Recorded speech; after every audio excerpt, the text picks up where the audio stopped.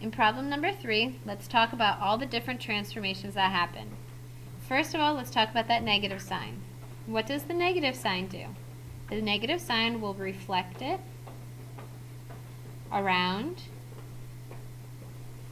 the x-axis. The 1/2 is going to vertically compress it by a factor of 1/2.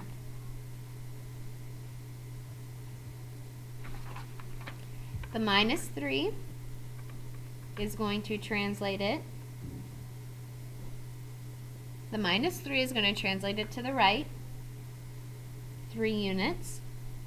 And the +1 is going to translate it up 1. Let's make our XY chart. You ready? So the first thing we're going to do is we're going to figure out where to start. We're going to start at +3 because we always refer to the inside to see where we start.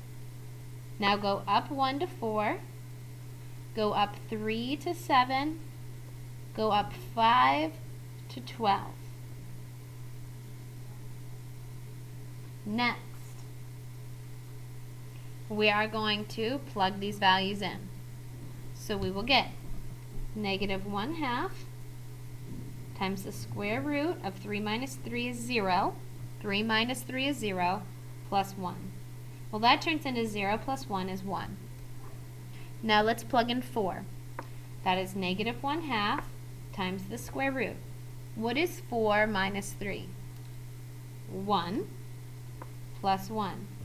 So that becomes -1/2 plus 1 is just 1/2. Next, let's plug in 7. So you do -1/2, the square root of 7 minus 3 is 4 plus 1.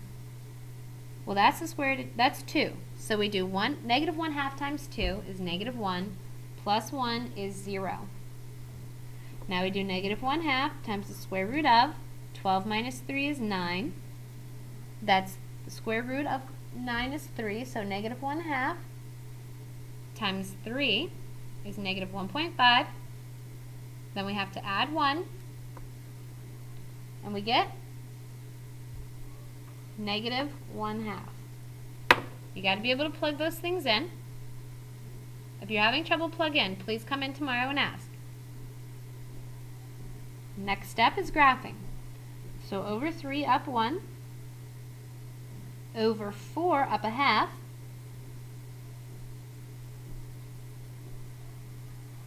over 7 up 0, and you will go over 12 down -1/2. Let's see if that's even possible.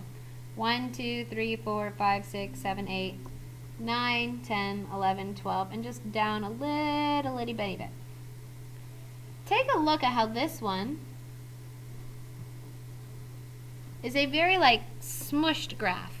That's because it's been vertically compressed. Okay? Let's try the got it 3. What is the +3 outside going to do? It's going to vertically stretch it by a factor of 3. What is the +2 going to do? That's going to move it to the left 2. What's the -4 going to do? That's going to move it down 4. So let's get our XY chart.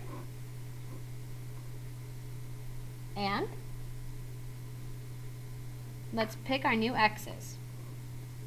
You're going to start at -2. So -2, go up 1 to -1, go up 3 to 2, go up 5 to 7. Let's plug these in. So this one becomes 3 times the square root of what's -2 plus 2 is 0, and the -4. So that's going to be 0 minus 4 is -4. Now let's plug in -1. So you do 3 times the square root of -1 plus 2 is 1 minus 4. So that becomes 3 minus 4, which is -1. And then we plug in 2. So we do 3 times the square root of 4, because 2 plus 2 is 4, minus 4. That's 3 times 2 is 6. 6 minus 4 is 2. Let's plug in 7. That becomes 3 times the square root of 9, because 7 plus 2 is 9. That's 3 times 3 is 9, minus 4 is 5. Let's plot our points. -2, -4. Be down here a little bit off the graph. -1, -1. 2, 2. Look how quickly this one's growing. And then 7, 5.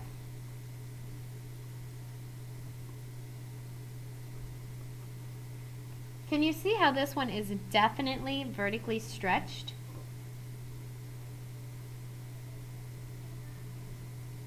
Look at the difference between one that is vertically compressed, let's put VC for vertically compressed, and this one that's vertically stretched.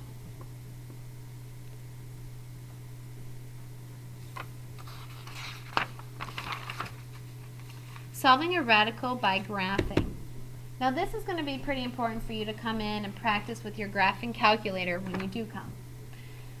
You can model the population of this place in Texas between the years of 1970 and 2005 by this equation, where X is the year. Using this model, in what year was the population 250,000? So what we're going to do is we're going to set it equal to 250,000. So we'll say 250,000 is 75,000 times the cube root of X minus 1950. So what we need to do now is we're going to get your graphing calculator, because we could do this, but I want to show you how you can actually get your calculator and solve. I have to go get mine.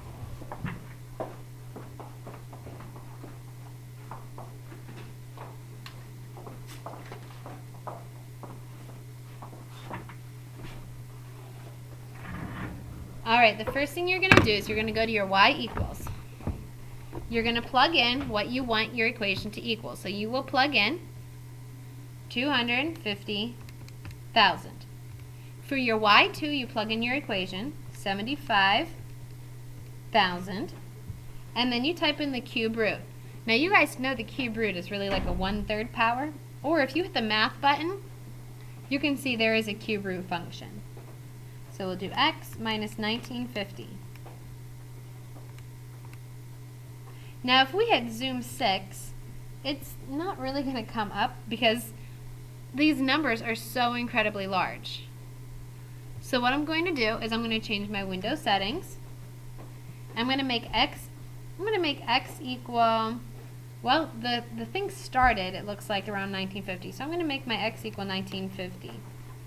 And it goes to 2005, so I'm going to make my maximum 2005. Okay? The next thing I'm going to do is I'm going to change my Y's. Now, the population is super big, right? And it looks like, if I look up here, it looks like it started about 7,500. And I'm looking for the answer 250,000. So I make like 260,000. So I make all my numbers kind of match things. Let's hit graph now. See the straight line at the top? And there's the graph, the exponential graph going up. Alright, now what we need to do is we want to find out where they, here's your word, intersect. So you get your calculator, and you go to, trying to get it so you can see the screen and the paper. You go to second calc, and you want to figure out number 5 where they intersect.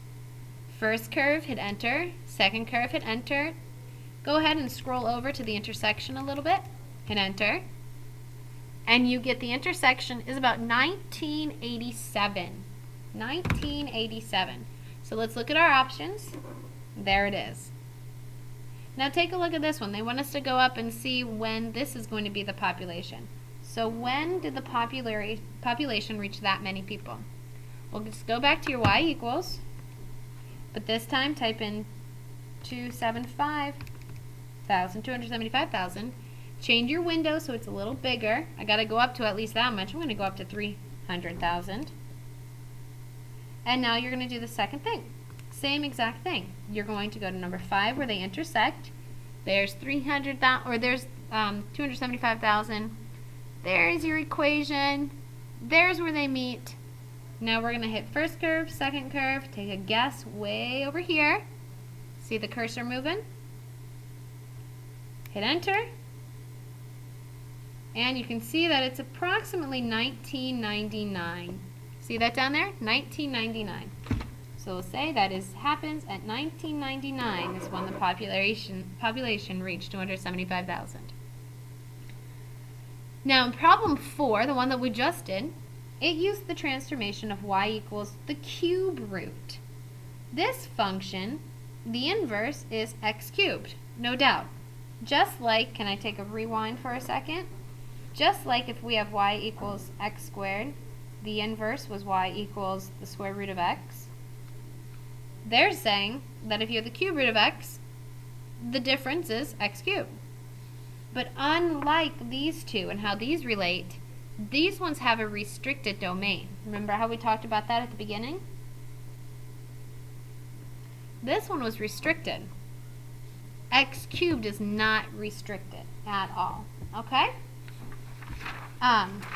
So let's write that down. Let's say the square root of x from before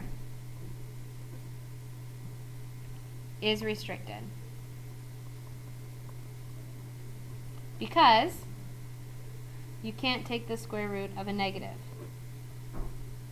Whereas the cube root of x is not restricted. Because you can take the cube root of a negative. That's okay. That's what that little paragraph is saying. You can plug any negative or positive in there. Well, you need to know, just like we did the parent function before, you need to know what the parent function is down here. So we make our xy chart. Now what I need you to think of is I need you to think of perfect cubes. Now these ones are allowed to be negatives. Square roots, we didn't touch the negatives. We started at 0. Cube roots, we do. The first one I think of is a negative 8. Because I know that's the cube root of negative 2. Or I know its cube root is negative 2. What about negative 1? What's the cube root of negative 1? Negative 1, 0, 0, 1, 1. Last one, 8, 2. These are the cubes. These are the cube roots. This is the parent function. This is the beginning xy chart. Okay? Let's flip over. So this one, what do you think we're going to start out? We're going to, well, we got to move left 1, huh? Did you realize that? We have to move left 1 unit. So what I want you to think of is think back to the last page. Think back. Okay?